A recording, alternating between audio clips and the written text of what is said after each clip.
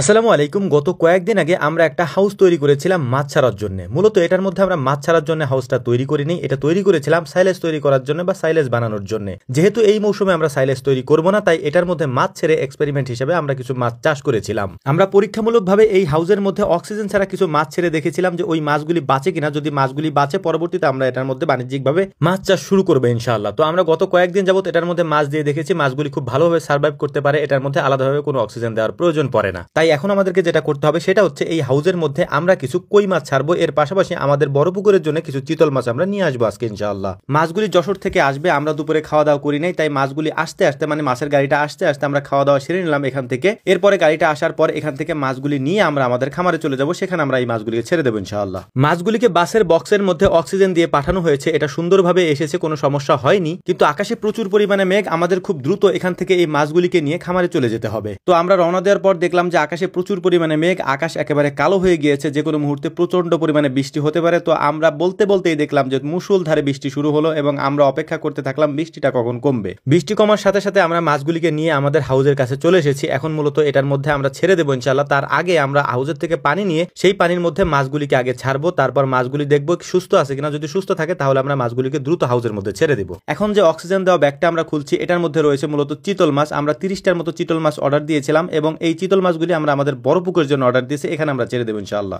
আমরা মূলত বলেছিলাম 5 ইঞ্চি সাইজের চিতল মাছগুলি আমাদেরকে দেওয়ার জন্য, তাই আমরা ওই চিতল মাছগুলি মেপে দেখছিলাম যে ওই মাছগুলি 5 ইঞ্চি সাইজের আছে কিনা। তো আমরা মেপে দেখলাম যে আলহামদুলিল্লাহ চিতল মাছগুলি 5.5 ইঞ্চি সাইজের আছে, কিছু কিছু মাছ 5 ইঞ্চি আছে এবং ম্যাক্সিমাম মাছগুলি 5.5 ইঞ্চি সাইজের আছে। তো ওই মাছগুলিকে আমরা আমাদের বড় পুকুরে ছেড়ে দিয়েছি।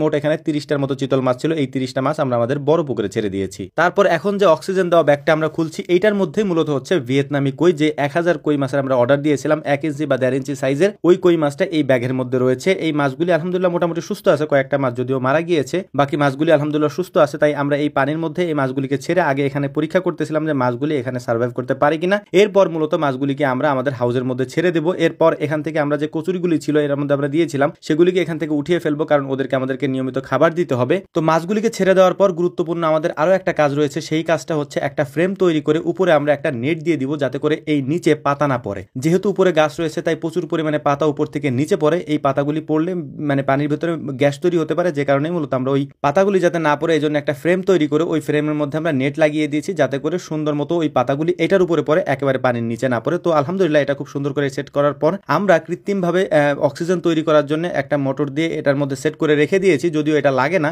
যদি কখন এটা আমাদের প্রয়োজন হয় তখন আমরা এটা ব্যবহার করার চেষ্টা করবো ইনশাআল্লাহ। এটার জন্যই মূলত অগ্রিমভাবে এটা আমরা করে রেখেছি। তো আমাদের সব কাজ মোটামুটি এখন কমপ্লিট হয়ে গিয়েছে। উপরে দেওয়ার জন্য আলাদাভাবে আমরা যে নেটের ফ্রেমটা তৈরি করেছি সেটা আমরা লাগিয়ে দিলাম। এরপরে যে কৃত্রিম পদ্ধতিতে যে অক্সিজেনের ব্যবস্থা করা হয় সেটাও আমরা পরীক্ষা করে নিচ্ছিলাম, যদি কখন এটা আমাদের লাগে তখন আমরা এটা ব্যবহার করবো। তো আমাদের জন্য দোয়া করবেন, আল্লাহ তাআলা যেন আমাদের এই কাজে বারাকা দান করেন। আসসালামু আলাইকুম ওয়া রাহমাতুল্লাহ।